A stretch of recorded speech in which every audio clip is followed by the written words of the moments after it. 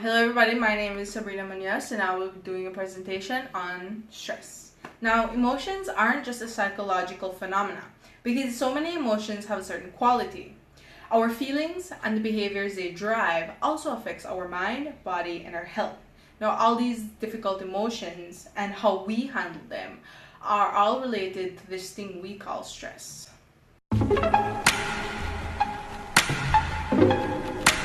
Now, what is stress? Stress is the process by which we perceive and respond to certain events that we view as challenging or threatening. Stress is technically not an emotion, but rather more of a reaction to how we respond to a stimuli. Now, when a person experiences stress, their autonomic nervous system is activated. Their parasympathetic and their sympathetic nervous system. Now, the parasympathetic nervous system slows down your heartbeat and any other non-emergency functions. Meanwhile, the sympathetic nervous system activates your fight or flight system and increases your heartbeat, and sometimes you will even sweat. Now, stress affects everyone, no matter where you work, what you do for a living, or your situation in life. Now, this does have an effect on your health. Now, it affects your health directly and indirectly. Now, indirect ways are stress can influence your health by altering people's behavior. So, for example, if a husband just lost his spouse, he will probably lose his appetite. He will experience lack of sleep, and some people will participate in risky behaviors like alcohol and drugs. Now, direct effects. Direct effects are migraines, your heart rate increases, you feel withdrawn, your performance declines, and you complain about low quality of life.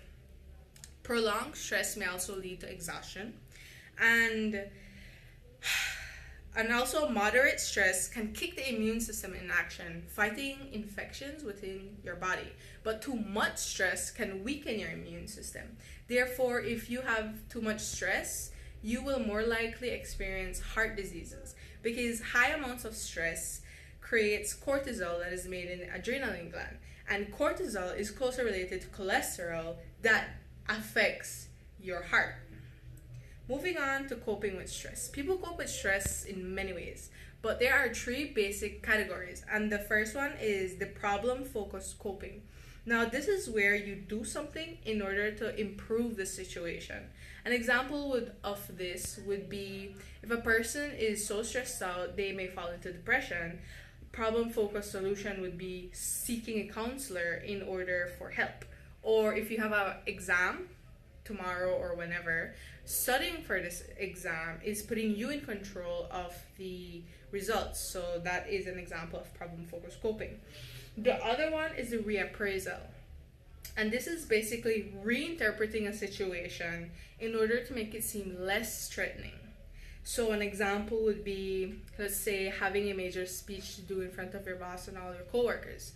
Right before the speech, you begin to feel nervous, your hands begin to shake, and your voice begin to crack. Now, you can either try to calm yourself down, but a more effective strategy is to reappraise your arousal. And tell yourself, it is not nervousness, it is excitement. So embracing the arousal is a good thing, and this generally leads to a more successful outcome.